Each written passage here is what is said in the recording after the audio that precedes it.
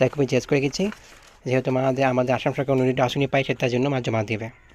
ওইটার জন্য মানে যাদের মানে রেগুলার দিচ্ছে, তো তাদের ডকুমেন্টগুলো মানে লিঙ্ক করবে। তো তো সেগুলো জিজ্ঞেস করে দিচ্ছি মাকে, মা সন্ধ্যার সময় গিয়ে দিয়ে আসবে। কাল কত কিছু আর কি বাড়াতে ছিল। প্যাকেটটা বার করে নিলাম, তেলের প্যাকেটটা এখানে কইরা ঝাড়লাম, পরে তো খালি হয়েই যাবে। এটা ক্যারি ব্যাগ লাগে নিজে যেতে, বলো তো? এমন করে কাগজটা বোটে নিয়ে যাও, নিচে ক্যারি ব্যাগ আছে সেখান থেকে নিয়ে যাও। অন্ধকার হয়ে গেছে না বাড়ি। হুম,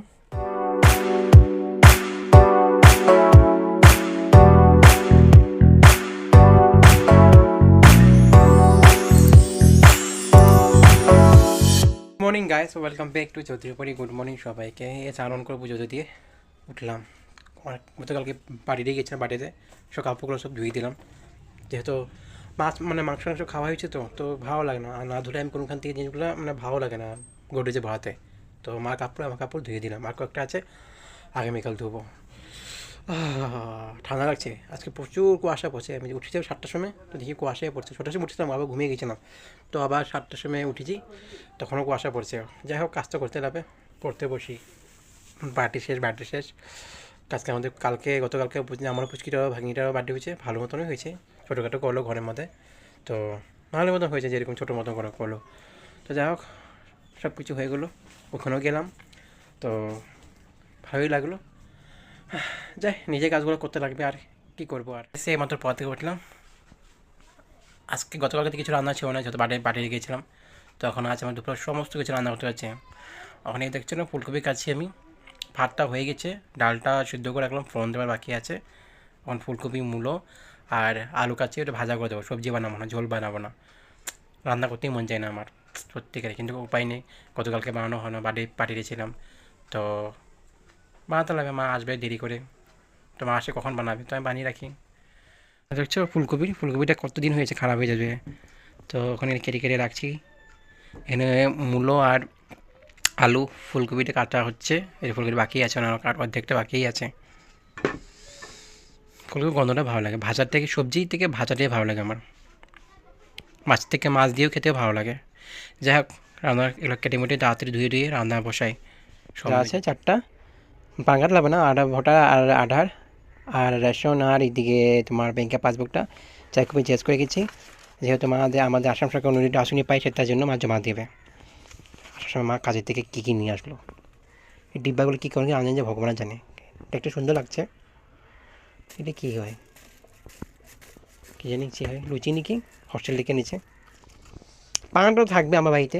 এই খয়টা আবার বের করেছে, খয়টা এখন বাঁচতে লাগবে, ধান আছে না, তো সন্ধ্যার সময় কিছু খেতে লাগে যায় চার সাথে, তো এটা বেছে রাখবো, এমনিও পড়ে আছে। আমি সব কিছু রেডি করে রাখি। মা সব গতকালকে থেকে জিজ্ঞেস করে আনলাম, দেখলাম মা এখন জমা দেবে, যেহেতু আসাম গভর্নমেন্ট থেকে অনিরুদ্ধ আসনি দিয়ে, যেরকম পশ্চিমবঙ্গে লক্ষ্মী ভাণ্ডার, তো আমাদের এখানে অনিরুদ্ধ মানে আসনি বা পরিকল্পনা বলে, তো সেটা দিয়ে, তো ওইটার জন্য মানে যাদের মানে রেগুলার দিচ্ছে, তো তাদের ডকুমেন্টগুলো মানে লিঙ্ক করবে। তো তো সেগুলো জিজ্ঞেস করে দিচ্ছি মাকে, মা সন্ধ্যার সময় গিয়ে দিয়ে আসবে। কাল কত কিছু আর কি বাড়াবে।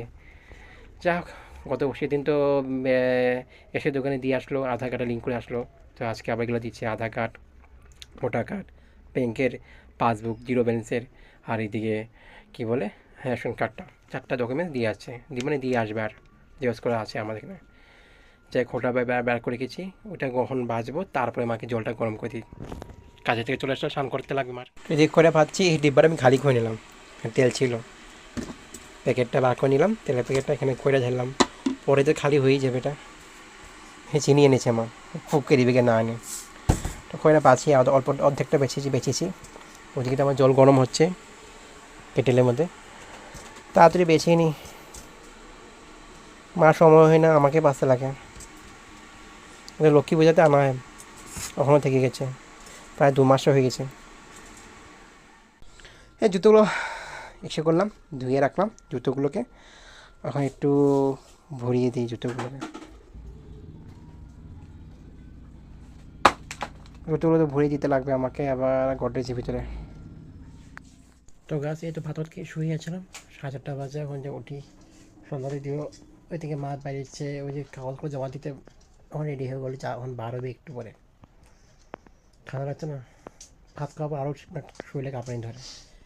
তো 4:30 হয়ে গেল, সন্ধ্যাবাতি দিতে লাগবে। উঠতে তো লাগবেই। ক্যারি ব্যাগ লাগে নিয়ে যেতে, বলো তো? এমন করে কাগজটা বোটে নিয়ে যাও, নিচে ক্যারি ব্যাগ আছে সেখান থেকে নিয়ে যাও। অন্ধকার হয়ে গেছে না বাড়ি?